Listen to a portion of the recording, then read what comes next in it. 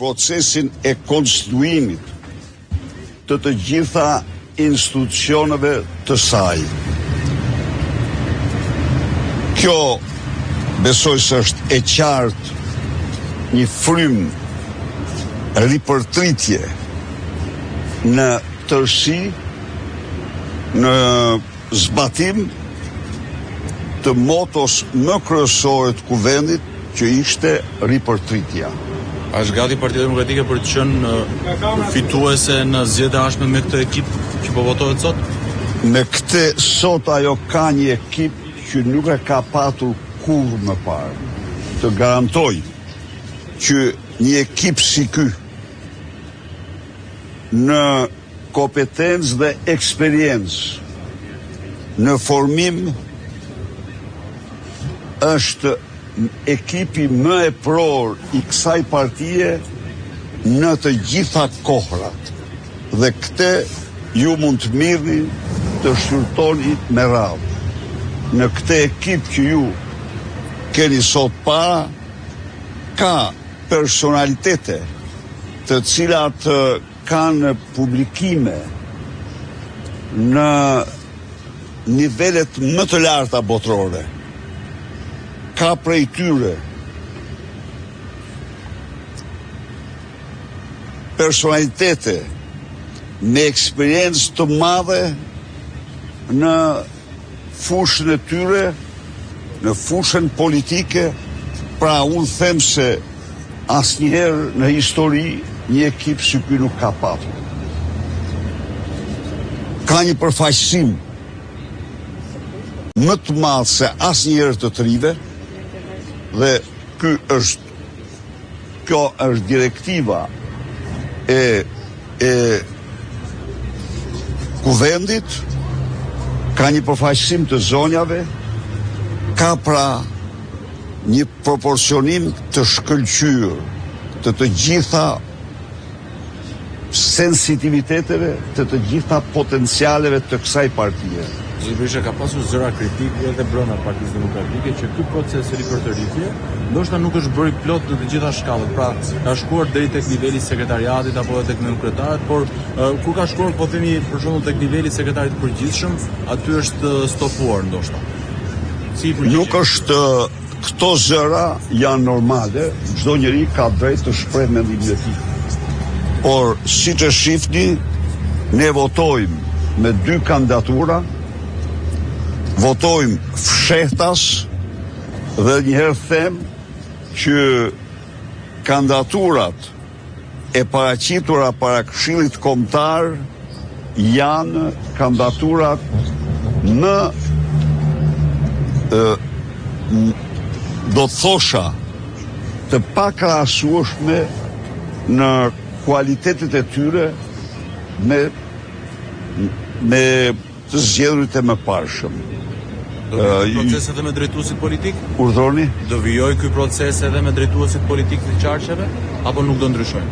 Tani, ky është një proces i vazhdueshëm, por gjithçka do jetë doradorës, gjithçka do bëhet, ndryshimet që do dalin nga, sepse ne do presim rezultatet e votimit. Por them dhe njëherë se ka një ripërtritje të thellë të gjithë udhëheqjes drejtuese të Partisë Demokratike të paprecedente. Edhe një pyetje tjetër, zoti Berisha. Po.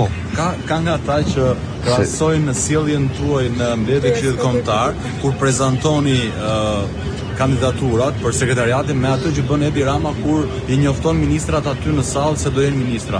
Edhe e krahasojnë këtë me njoftimin që ju bëni kandidat. Jo, e kanë marrë përpara tash. Sa orë përpara zot Berisha? Tani sa orë përpara kandidat që prit, një minutë. Jo, absolutisht unë nuk di këtë. Ka dëshmi të tyre. Tani një minutë. Tani them. Si herën e kaluar si këtë herë. Një minutë, po. Ka një moment, do t'ja them haptas. Për zvoglimin se s'ka asgjë, asnjë arsye tjetër, po për zvoglimin në maksimum në mundshëm të lobimit, që nuk e përjashton dot kur, por mbahet një rezervë se për mua unë mund t'ja kisha dhënë ju që në mëngjes. Ato dhe s'kisha asnjë lloj por problemi i lobimit nuk është një problem shqetësues. Jemi kundër lobimit brenda partisë. Jam kundër, por nuk e ndalon dot me asgjë. Them atë që sepse një gjë normale ajo nuk mund të them. Kështu që e vetmja gjë, në qoftë se ka mbetur ndonjëri që ka marrë vesh në sallë, kjo është habi, sepse ata që kur i kanë marrë nga unë, ka patur një porosi të prerë që të njoftohen që të gjithë paraprakisht. Mund të ketë merret në një tektuk për një arsye s'ka kap telefonin. Tektuk po.